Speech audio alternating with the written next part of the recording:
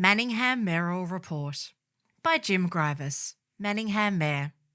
May is a great time to get outdoors.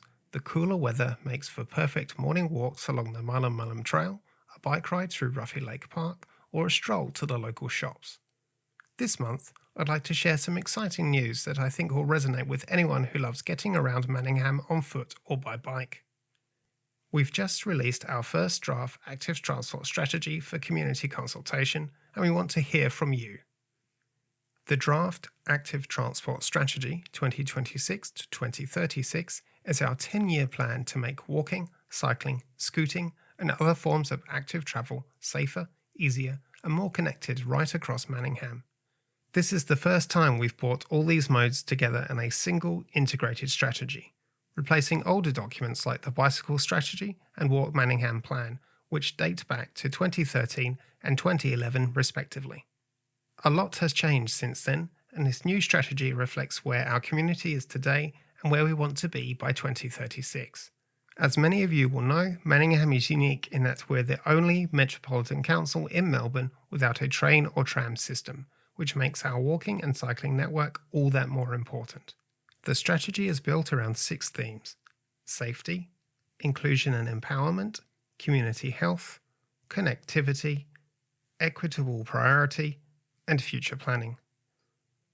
Practically speaking, this means improved on-road and off-road cycling infrastructure, better connections between our trails, activity centres and public transport hubs, safer pedestrian crossings, improved lighting and rest areas along key routes, and greater consideration of e-bikes and e-scooters as our network evolves. It also means working harder to ensure active transport is genuinely accessible to people of all ages and abilities, whether that's older residents, people with mobility challenges, or families with young children. Schools are a particular focus. Currently, around 75% of all vehicle trips in Manningham between 8 a.m. and 9 a.m. are attributed to school drop-off, with only 20% of children walking to school. We know from talking to parents that safety concerns are the main reason, not distance or convenience. The strategy commits to addressing that through safer crossings, improved connections around schools, and programs that give families the confidence to let their kids walk or ride.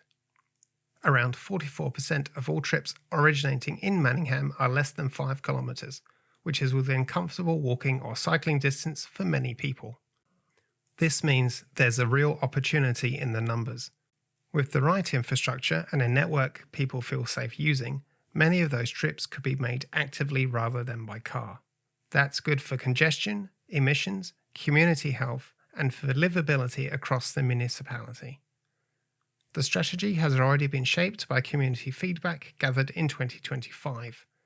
Now, with the draft complete, we're back to ask you your thoughts on the final plan before it comes to Council later this year. The draft strategy is open for community feedback until May 31, 2026, and I'd strongly encourage every resident to take a few minutes to read the document and complete the survey, including those of you who aren't already using active forms of transport. We want to hear from walkers, cyclists, parents, older residents, people with disabilities, and anyone who has ever wished it felt a little safer or easier to get around without a car. Tell us where the gaps are in the network, what would make you feel more confident travelling actively, and what infrastructure or programs would make the biggest difference to your daily life. Active transport is about healthier, more connected communities, cleaner air, and streets that work for everyone. I look forward to hearing what our community has to say. To view the draft strategy and to have your say, visit yoursay.manningham.vic.gov.au/active-transport-strategy-refresh. This story was read by Rebecca Rose and James Poyner.